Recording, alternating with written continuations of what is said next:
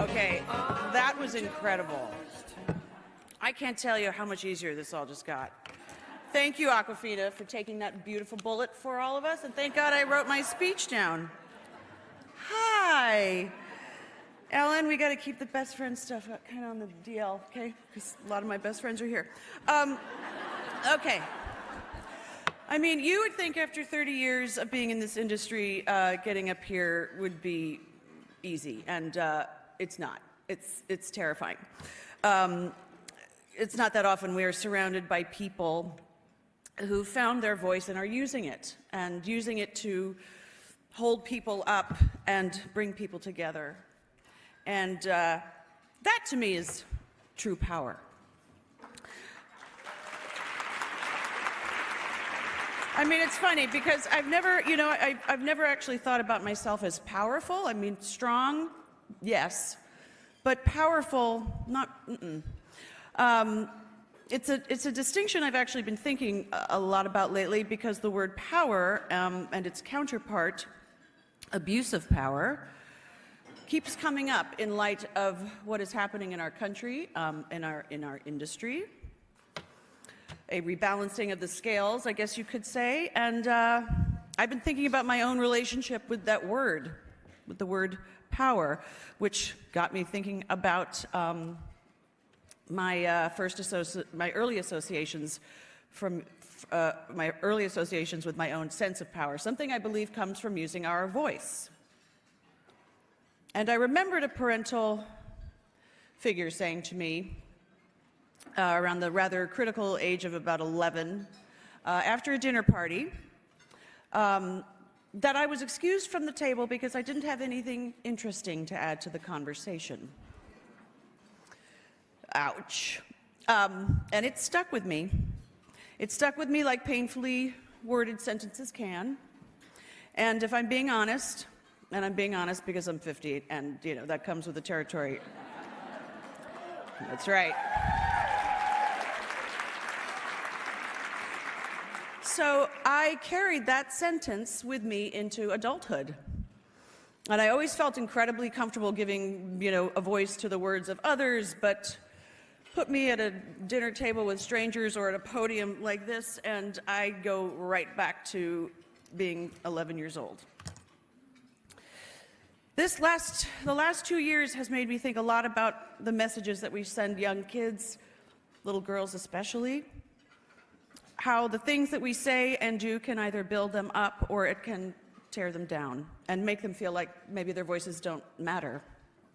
And it wasn't until Friends took off that I started seeing myself in a different light. I started meeting all of these people who expressed to me how much the show meant to them, how it lifted their spirits during a bad breakup or got them through an illness. And I was just so incredibly moved by that.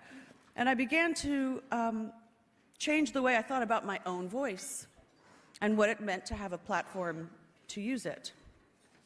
Still no prompter. And then enter Marlo Thomas.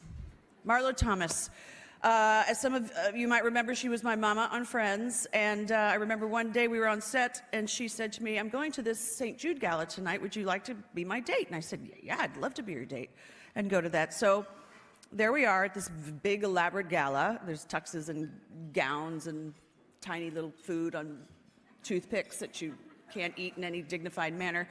And I sat down at the table, and they started to roll this tape of the hospital. And I sat there watching it, moved to tears, and that was it. That was it for me. I wanted to be a part of this extraordinary organization. And that was 25 years ago, and I am very honored to be a part of St. Jude. And I've been in love with them ever since. And right around this time, every fall, we shoot the PSA for the holiday PSA, and I get to spend a day with a family of St. Jude. And I always say it's the best day of the year and the hardest day of the year. And a few years back, I met a little girl named Sawyer, who I still think about to this day. She was 7 at the time, and I remember she had this pink little dress on and these big angelic eyeballs. And the chemo had taken all of her hair, And she had these tiny little tumors on her body that she called her bumps, her owies. And she just sat on my lap and smiling and cuddling with me the whole time as we ran through the script again and again and again. And after hearing this word, at the end of the day, after hearing the word repeated over and over again, she looked up at me with those big blue eyeballs and she asked me, "What is cancer?" And I just looked at her and I was like, oh God, I'm not equipped to answer this question. Birds and the bees, oh, you're too young for that. But so I never, sorry.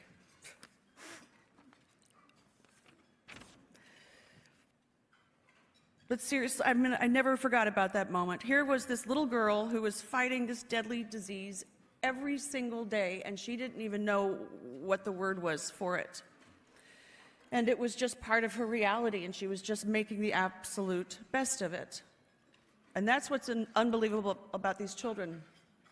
Despite everything that they are up against and as much pain as they are often in, they are vibrant, they're joyful, they are fearless.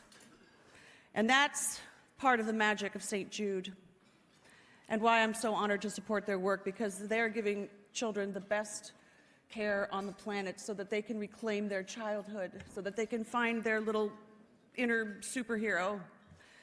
And they're doing it at no cost so that the families can focus on their little ones, live without worrying about crippling hospital bills, and they're pioneering treatment, cutting-edge treatments that will soon one day find a cure. And that is what every child deserves to know, that they are seen, that they are powerful, and they are loved, and that they deserve a seat at the table, and that anything they have to say or any question they have to ask is of value, even if we don't have all the answers for it. So thank you very much for recognizing the work of this remarkable organization and for celebrating the power in each and every one of us.